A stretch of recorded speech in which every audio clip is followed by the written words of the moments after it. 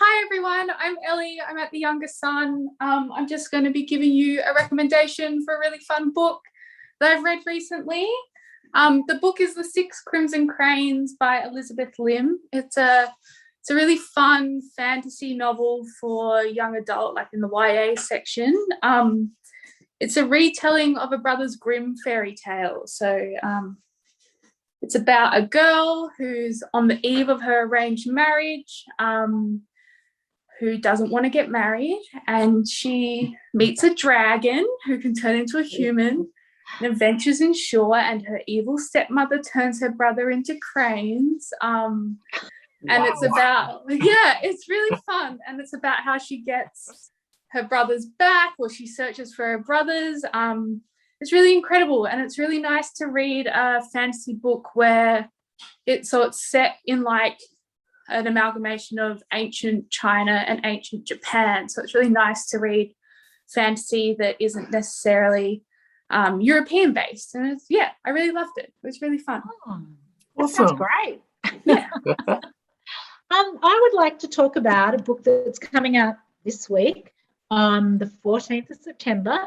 Oh, Liane Moriarty, Apples Never Fall. Now, Liane Moriarty, secret passion, lover, actually haven't been so keen on the last couple of books, but this one I think is a really great return to form.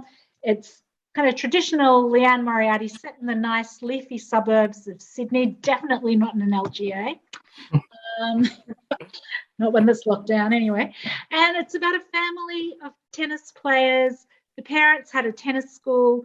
The parents had great hopes for their children to all become champion tennis players, as the parents themselves had been when they were young. None of the kids has gone down the tennis path. In fact, two of them are really struggling, and they're all adults, and another one is quite successful. A strange woman turns up at their door. She's saying she's been beaten up. She can't go back to her boyfriend's. They take her in. The kids in the family are very upset about this. They never really speak to their parents. So this girl is like in their parents' life, and their parents love her. What will happen? Where's it going to go? I really enjoyed it. It's a great lockdown page-turning read. Lots of fun. Apples Never Fall by Liane Moriarty. But also, as today I've been in my garden using the Urban Farmer and redoing my no-dig garden, I highly recommend this book. So you had a garden, The Lazy Person. Okay. Oh. All righty. Love the variety in that one too. I am recommending today a book called Hell of a Book by Jason Mott. And let me tell you, the title does not lie. This was, in fact, a hell of a book. It follows an unnamed author who is touring his book of the same name, Hell of a Book.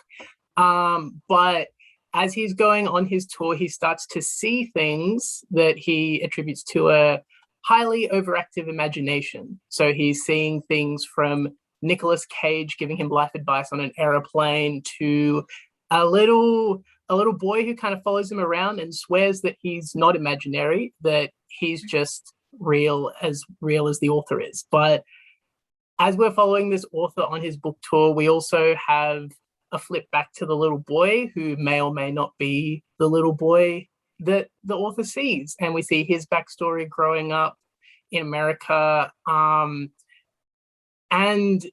as you can tell, there's a lot of uncertainty in narration in this book. And I think that's what has made it quite a ride, because you have an unreliable narrator on the left and you have an unreliable narrator on the right as well. You're not really sure who is telling the correct story or the truthful story, but as you're going along, you see so many kind of satirical elements in the book industry. You see satirical elements towards America and American society.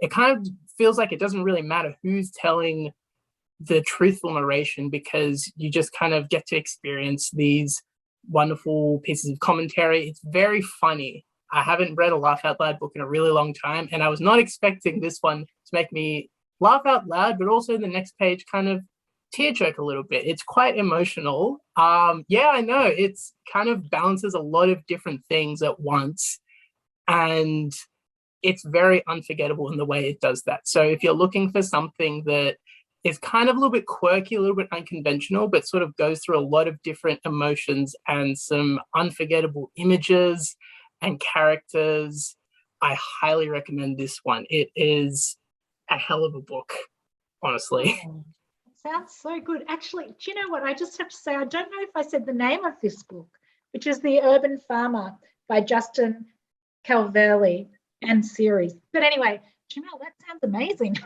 It's pretty good. I highly recommend it. Both of those, all of these sound really amazing as well. We've got quite a list today. I'm keen. Yeah. Okay. Well, thank you everyone for watching us. Yeah. Good luck. Yes, good luck. Happy reading. Yes, that's it. Happy reading. Bye. Yeah. Bye.